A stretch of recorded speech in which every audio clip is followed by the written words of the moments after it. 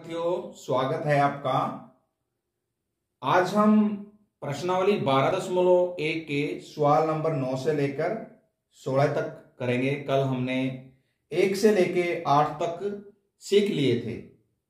तो मैं प्रश्न नंबर 9 की स्टेटमेंट पढ़ता हूं। आपने अपनी किताब साथ में खोल के रखनी है। एक विद्यालय में 3300 विद्यार्थी हैं और 102 शिक्षक हैं। शिक्षकों की संख्या का विद्यार्थियों की संख्या से अनुपात ज्ञात कीजिए। बिल्कुल आसान सवाल है। सवाल नंबर 9, विद्यार्थियों की संख्या।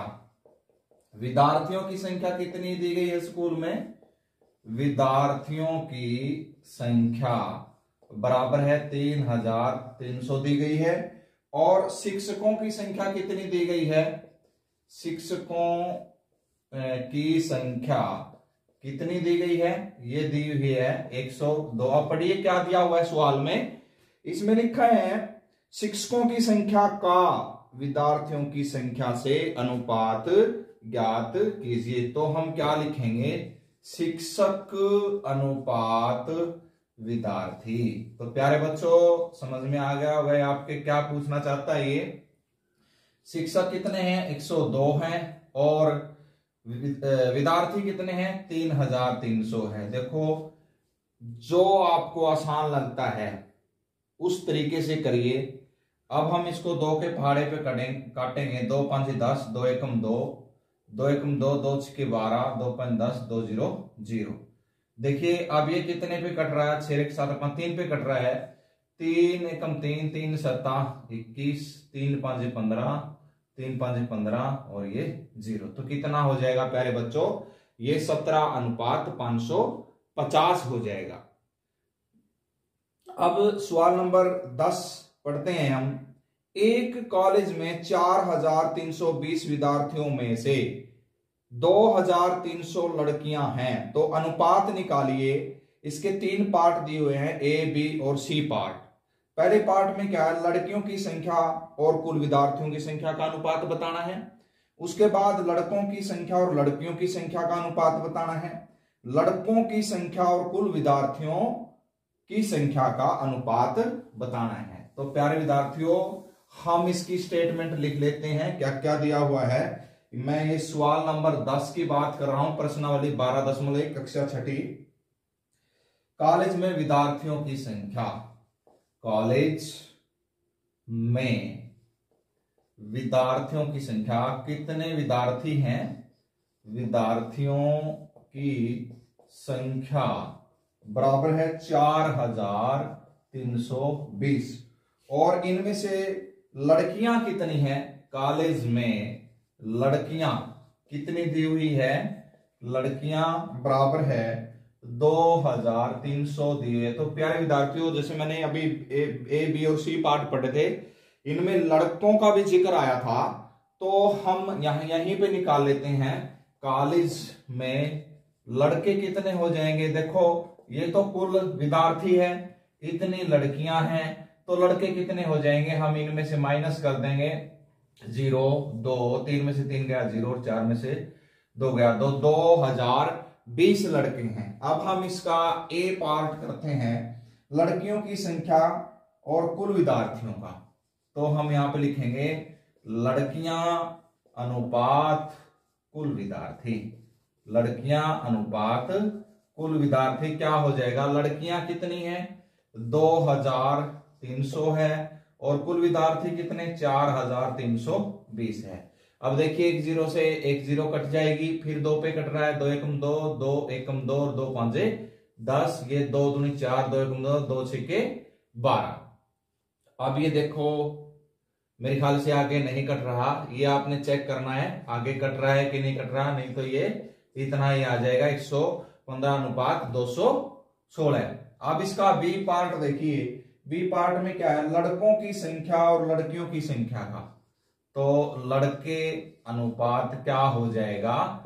लड़कियां। लड़के अनुपात लड़कियां। लड़की कितनी है? सॉरी, लड़के कितने हैं? 2020 और लड़कियां कितनी हैं? 2300। 1 0 से 1 0 कैंसल, ये 101 और ये कितना हो जाएगा? 115। तो इनका अनुपात ये आ जाएगा। और सी पार्ट देखियो क्या कह रहा है, लड़कों की संख्या का कुल विद्यार्थियों की संख्या से। तो क्या हो जाएगा, लड़के अनुपात कुल विद्यार्थी, लड़के अनुपात कुल विद्यार्थी। लड़के कितने हैं, 2020 हैं, और कुल विद्यार्थी कितने, 4320। तो 1 0 से 1 0 कैंसिल हो गई। अब ये 2 पे कट रहा है, 101, ये 2 दूनी 4, 2 1 2 2 के 12, ये हो जाएगा 101 अनुपात 216। तो प्रिय विद्यार्थियों, मुझे पूरी उम्मीद है ये वीडियो आपको ये चैप्टर समझने में पूरी मदद करेगा। तो आपने ये साथ की साथ सीखने हैं। अब मैं सवाल नंबर 11 करवाऊंगा आपको। सवाल नंबर 11 देखिए क्या कह रहा है। 11 सवाल नंबर 11 प्रश्नावली 12.1 का, एक विद्यालय में 1800 विद्यार्थियों में से, तो कुल विद्यार्थी लिख लेते हैं हम यहाँ पे। कुल विद्यार्थी कितने हैं, बराबर है 1800, और इनमें से बास्केटबॉल पसंद करते हैं, बास्केटबॉल खेलना पसंद करते हैं, बास्केटबॉल खेलना पसंद करते हैं, खेलना पसंद करते हैं कितने, बराबर है 750। ठीक है। और क्रिकेट खेलना पसंद करते हैं कितने, 800। कितने विद्यार्थी करते हैं, 800। शेष टेबल टेनिस खेलना पसंद करते हैं। तो यहां पे हम लिखेंगे टेबल टेनिस खेलना पसंद करते हैं। देखो कुल विद्यार्थी कितने हैं, 1800 माइनस 750 प्लस 800 हो जाएगा। ये कितना हो जाएगा, 1800 माइनस ये हो जाएगा 1550, और इसमें से माइनस करेंगे 0, 10 में से 5 गया 5, 7 में से 5 गया 2, 250 विद्यार्थी टेबल टेनिस खेलना पसंद करते हैं। अब इसका ए पार्ट देखिए क्या है, बास्केटबॉल खेलने वालों और टेबल टेनिस खेलने वालों का अनुपात हमने ज्ञात करना है। इसका ए पार्ट देखिए, यहां पे लिखते हैं हम बास्केटबॉल, बास्केटबॉल पसंद करने वाले खिलाड़ी हैं जो पसंद करने वाले, और अनुपात क्या हो जाएगा, टेबल टेनिस पसंद, टेबल टेनिस पसंद करने वाले बच्चे हैं जो, ये क्या हो जाएंगे, देखो बास्केटबॉल कितने बच्चे पसंद करते हैं खेलना, 750 करते हैं, और टेबल टेनिस कितने करते हैं, 250 करते हैं। 1 0 से 1 0, 25 कम 25 और 25 दिया 75, ये कितना आ जाएगा, 3:1 आ जाएगा। अब हम इसका बी और सी पार्ट आपके लिए छोड़ रहे हैं खुद के लिए। ये बड़ा ही आसान सवाल है क्योंकि इस प्रश्नावली के सारे सवाल एक जैसे हैं। तो सवाल नंबर हम 12 करेंगे अब, बाकी के बी और सी पार्ट सवाल नंबर 11 के आपने स्वयं करने हैं। अगर फिर भी ना समझ में आए तो मेरे को बताना है फिर। अब हम करते हैं सवाल नंबर 12। सवाल नंबर 12 क्या है, एक दर्जन पेन का मूल्य 180 रुपए है और 8 बाल पेन का मूल्य 56 रुपए है।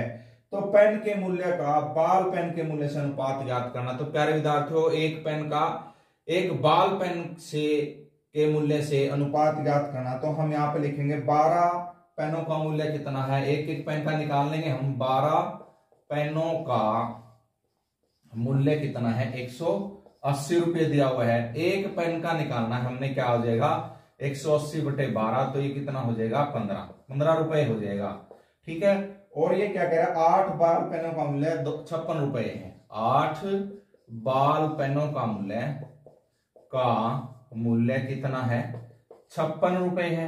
तो एक बाल पेन का मूल्य कितना हो जाएगा, 56 को 8 से भाग कर देंगे, 8 7 56 कितना हो जाएगा 7 रुपए। अब इसने क्या पूछा, बाल पेन के मूल्य, पेन का मूल्य हम क्या करेंगे, पेन अनुपात बाल पेन का मूल्य हम यहाँ पे लिख दें। पेन का कितना आया है 15 और इसका कितना आया है 7। तो ये एक पहाड़े पे नहीं कट रहे, इसका यही जवाब हो जाएगा, यही आंसर हो जाएगा। अब सवाल नंबर हम 13 देखते हैं। प्रश्नावली 12.1 का सवाल नंबर 13 देखते हैं क्या है। कथन को देखें, हमने कथन देखना है इसमें, एक हाल की चौड़ाई और लंबाई का अनुपात 2:5 में है। निम्न सारणी को पूरा कीजिए जो कि हाल की कुछ संभव चौड़ाई व लंबाई दिखाती है। तो प्यारे विद्यार्थियों, सवाल नंबर जो 13 है वो आपने खुद करना है। अगर फिर भी समझ में ना आए तो फिर आपने मेरे से समझना है। ये देखिए सवाल नंबर 13 की ये सारणी दी गई है 14 सवाल के नीचे। बिल्कुल आसान सवाल है ये। हम यहाँ पे ये जो खाली स्थान है इन जगह पे हमने मूल्य निकाल करके इसके अंदर भरना है। अगर फिर भी ना समझ में आए तो आपने मेरे को बताना है, सर ये समझ में नहीं आया, तो मैं इसकी वीडियो बना करके दोबारा डाल दूंगा। अब हम सवाल नंबर 14 देखते हैं। शीला और संगीता के बीच 20 पेनों को 3:2 में बांटिए। बहुत ही आसान सवाल है ये। सवाल नंबर 14, कुल पेन कितने हैं? कुल पेन है 20 पेनों को ये क्या कह रहा है, शीला और संगीता में बांटना है। शीला अनुपात संगीता ये दिया हुआ है, किस अनुपात में बांटना है? 3:2 में। तो प्यारे विद्यार्थियों, इस प्रकार के सवालों का सामना आपको 7वीं 8वीं सवाल कक्षा में या बड़ी कक्षाओं में करना पड़ सकता है। मैं यहाँ पे आपको इसका तरीका बता देता हूँ क्या करना है। सबसे पहले जो ये अनुपात दिया गया है इसका योग कर लेंगे हम, अनुपाती योग। अनुपाती योग क्या है? 3 + 2 का जोड़ करेंगे क्या हो जाएगा? 5। अब हम शीला के पेन बताएंगे, कैसे बताने हैं। शीला को कितने पेन मिलेंगे? देखिए शीला का यहाँ पे अनुपात कितना है? 3, और अनुपाती योग कितना वो नीचे आएगा 3/5। और कितने पेनों को बांटना है हमने? 20 को। तो हम 20 से गुणा कर देंगे, 5 × 5, 5 चौका 20, 3 और 4 की गुणा करेंगे कितना हो जाएगा? ये 12। तो शीला को कितने पेन मिलेंगे? 12। और संगीता के जो पेन है, संगीता के जो पेन, अब देखिए संगीता का कितना अनुपात है? 2 बटा कुल अनुपात 5 × 20, 5 × 5, 5 चौका 20, 4 × 2 बराबर कितना होगा? 8। तो प्यारे विद्यार्थियों, ये जो तरीका मैंने बताया है इसको आपने अच्छी तरह से सीखना है। इस प्रकार के जो सवाल है वो कॉम्पिटिटिव एग्जाम में भी आते हैं।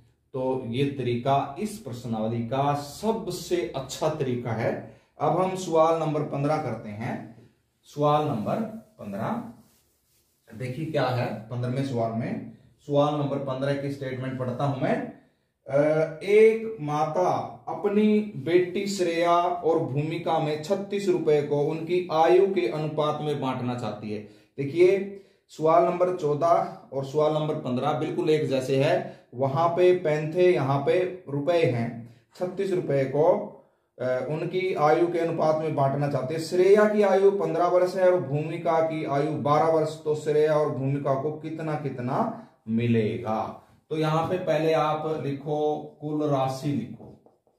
कुल राशि जितनी बांटनी है वो कितने हैं? 36 रुपए है। और किस किस में बांटनी है हम उनका अनुपात निकाल लेंगे। श्रेया और भूमिका, श्रेया अनुपात भूमिका। श्रेया कितनी है? श्रेया की आयु कितनी है? 15 वर्ष है। और भूमिका की कितनी है? 12 वर्ष है।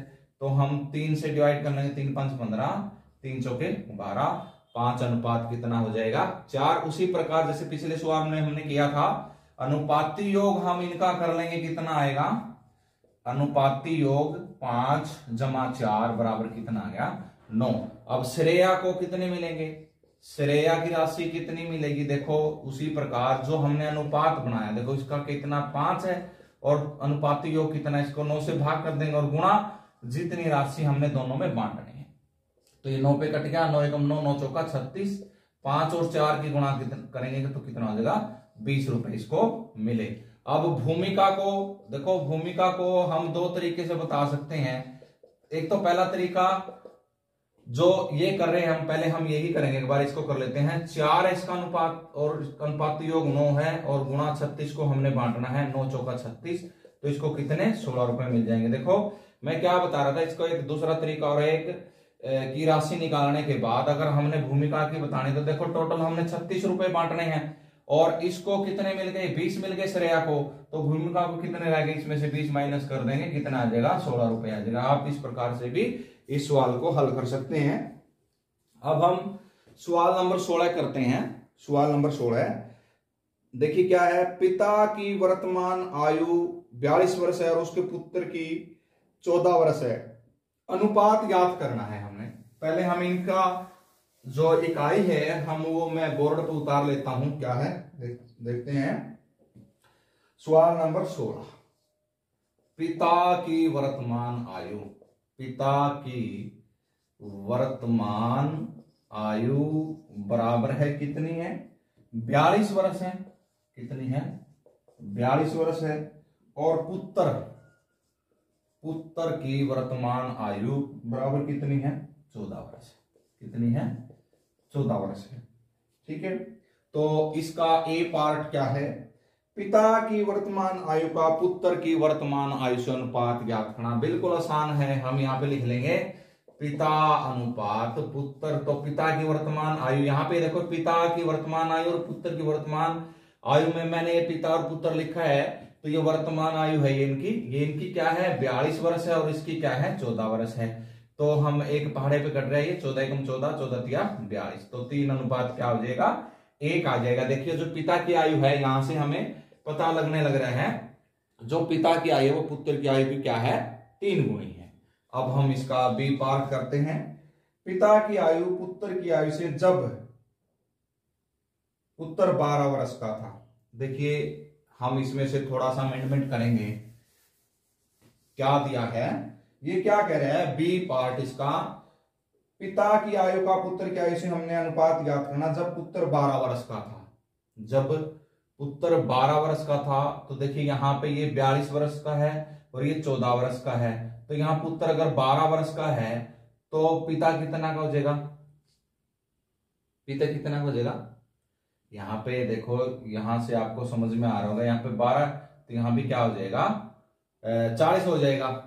यहां पे हम लिखेंगे पिता अनुपात पुत्र, ये जब 12 वर्ष का था, तो 12 वर्ष का था तो यहाँ पे 2 कम हो तो यहाँ भी 2 कम हो जाएंगे 40, समझ रहे हो ना बात ये। तो ये 2 पे 20 और 2 की 12, फिर 10 पे और ये 2 तिया 6, क्या हो जाएगा ये 10 अनुपात 3 हो जाएगा। अब इसका सी पार्ट और देखिए क्या है, सी पार्ट देखिए 16वें सवाल का, 10 वर्ष बाद की पिता की आयु का और 10 वर्ष बाद पुत्र की आयु का। हम यहाँ पे लिखते हैं पिता अनुपात पुत्र, 10 वर्ष बाद ये कितना हो जाएगा 52 साल का और ये कितना हो जाएगा 24 साल का। तो आपने खुद काटना है इनको। अब डी पार्ट देखिए क्या, पिता की आयु का पुत्र की आयु से जब पिता 30 वर्ष का था, तो डी पार्ट आपने प्रिय बच्चों खुद करना है और इस वीडियो को आपने बार बार देखना है। अपने दोस्तों से हमारे जो स्कूल का हमने चैनल बनाया है उसको सब्सक्राइब करवाएं ज्यादा से ज्यादा, ताकि इसका फायदा ज्यादा से ज्यादा बच्चों को पहुंच सके। वीडियो देखने के लिए आपका बहुत बहुत धन्यवाद और मुझे पूरी उम्मीद है आप बीमारियों से बचे रहें, आप अपना ख्याल रखें। ठंड बहुत ज़्यादा है, आपने बिना काम घर से बाहर नहीं जाना है।